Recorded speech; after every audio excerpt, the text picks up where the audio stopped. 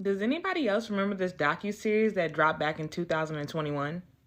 It put the spotlight on Black missing children, and that is something that we do not talk about enough.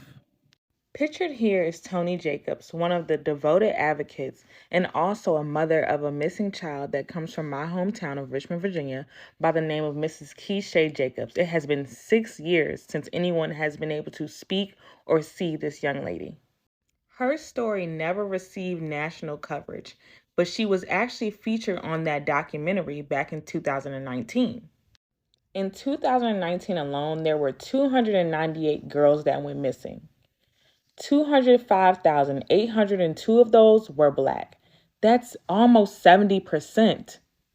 And let me point out that only 14% of the United States of America is actually Black. However, we account for 64% of the missing people. Tell me that is not insane. Also, we have the highest percentage of young women being sex trafficked. In 2021, there were 350,000 missing children. 70,000 of those were Black girls. It's not getting scary, it's been scary, and it's getting worse. I also think it's important that you all know that the FBI groups white, Hispanic, Afro Latina, and biracial people as one ethnicity under the blanket white, which means that the numbers are very inaccurate and there are even more Black and brown children missing than we know.